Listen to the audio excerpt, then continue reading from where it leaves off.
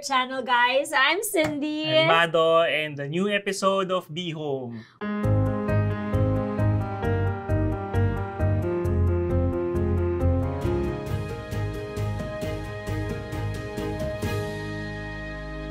So Be Home is actually a series where we walk you through the whole process of building a dream home. So we'll go through the planning stages, the construction stages, the finishing, the detailing, and the styling. And hopefully these things are, going to be very helpful for you when you get the chance to build your dream home. So what are we going to do today?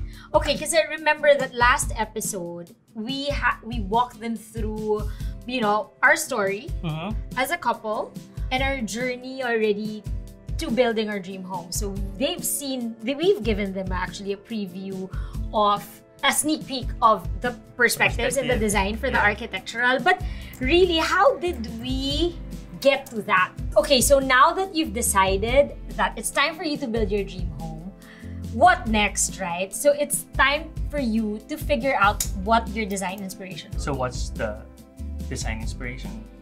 Well, design inspiration is basically where you draw elements on when you brief your architect. Because right when you get your lot and right when you finalize on a certain space. So first thing we're gonna talk about are pegs, because I'm sure you've heard that term a lot of times, whether creatives use that, whether you're looking for an OOTD, you talk about peg. In terms of the house, if you look at colors, what is the color tone that you like, and then you filter through photos and then you see everything that's neutral and then you say, okay, that's my peg. Let's start off muna with our house. So I remember this so well, and it's parang this peg. Remember I said I don't want it black and white. In terms of architecture, remember that we were sure that we wanted it modern. And European. And you kind of like European, diba? European feel. Kasi we had the peg of Joe Malone actually. We initially wanted that. But then it kind of like evolved because what we wanted to do was to create sort of like a modern home. And when people go inside, everything's so unexpected. Parang, di ba that's what we wanted? Parang, okay, from the outside, it looks very like tropical modern. But when you go inside, everything's just European eclectic. So that's kind of like, we agreed on that, right? Yeah. Parang you wanted everything to look like Manila House, I remember. Yeah. Anyway, so diba you agreed to this na. So exposed I-beams tayo, tapos wood. And then we agreed, what did we agree on? Glass, diba? Yes. So more on clear glass and aluminum frame window or UPVC and and the wood. And then we have non-negotiable items, remember? Like what? Diba we had the pivot doors? Yeah, pivot doors. The pivot doors were super non-negotiable, and it was one of the things that we said, okay, architect, you need to make the pivot doors happen. Because initially he's very hesitant about it, diba? So the pivot door is actually a rotating door. A kind of like a rotating door that pivots on center. So instead of it sliding left and right, it pivots like that. What we wanted to do was to create louvers like that. So we bring the indoors out and the outdoors in. So parang we wanted to create a space at the lower ground wherein it's really through and through and it doesn't feel like there's barrier. We were so aligned in making sure that each room looks different from one another. Yeah. Parang you'd have a green room and then you'd have a red room. Walang red.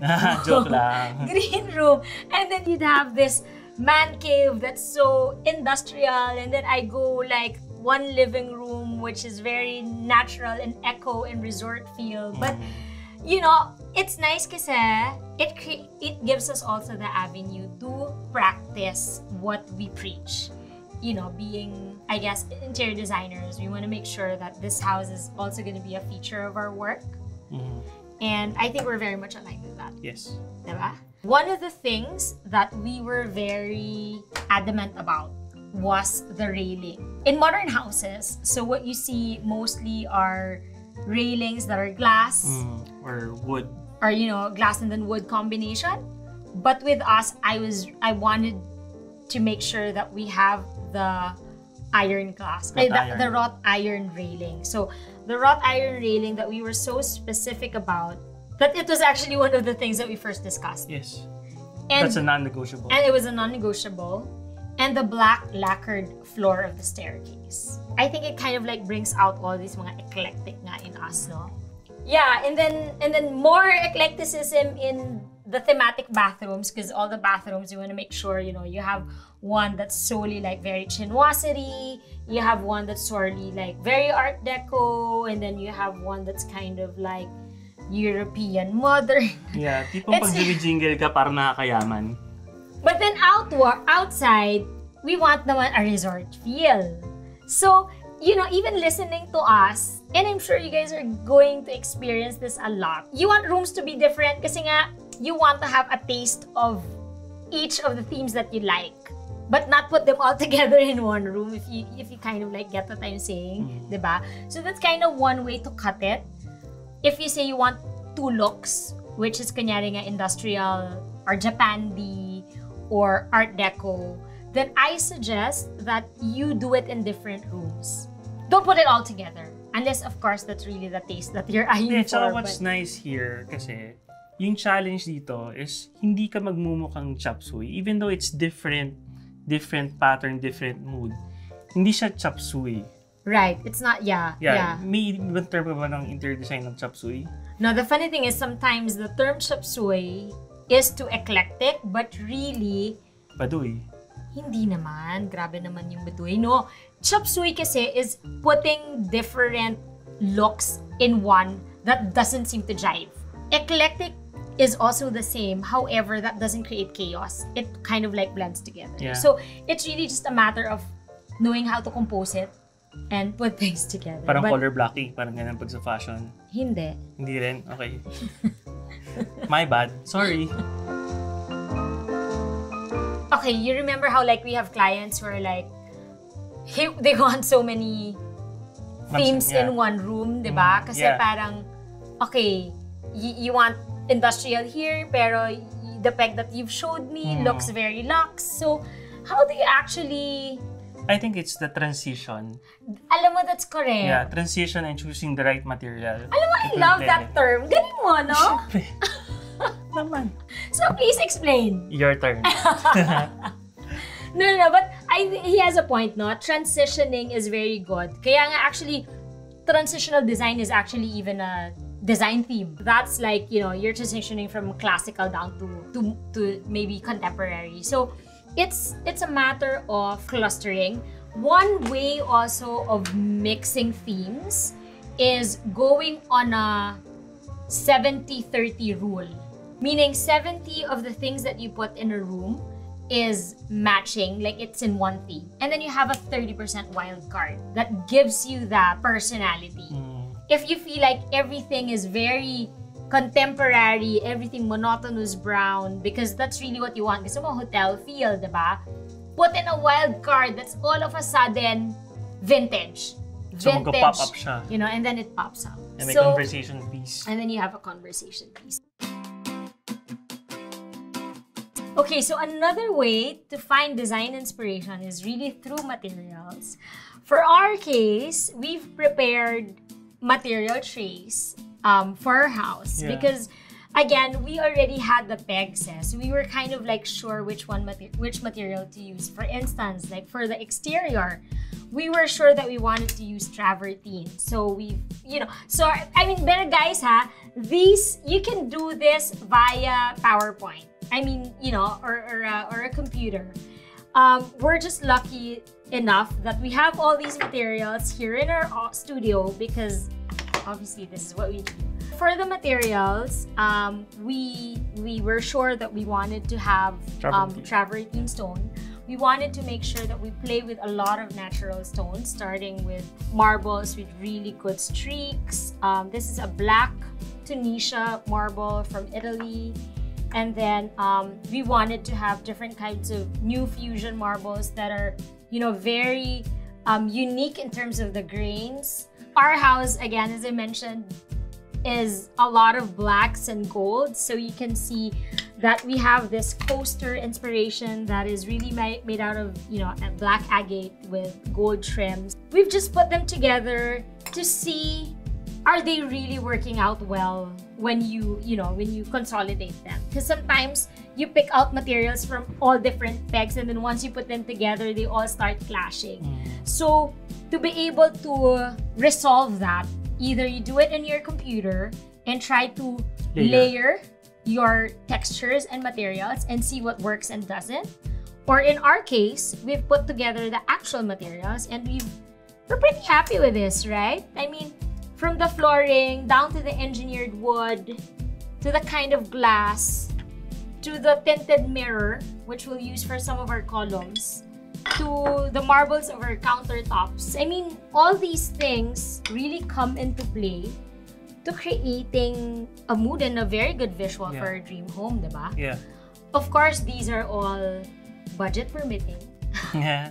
So, these were still naman on the early stages, right? But at least it's very inspirational already.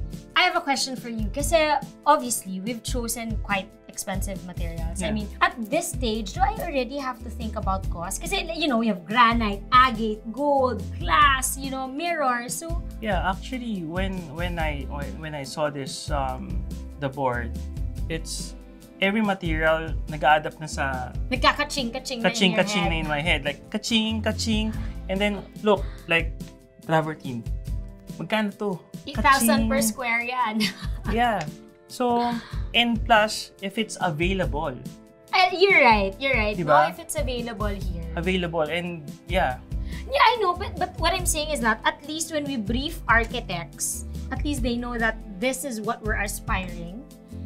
And whether it's pasok in their budget or not, then they can offer alternatives. Yeah, plus with the contractor, he would already know like how much per square meter na. Kasi per level yan eh. Correct. You're right. What I like about material boards is, again, it already levels up from your peg set. Because pegs are just visual, they're just photos.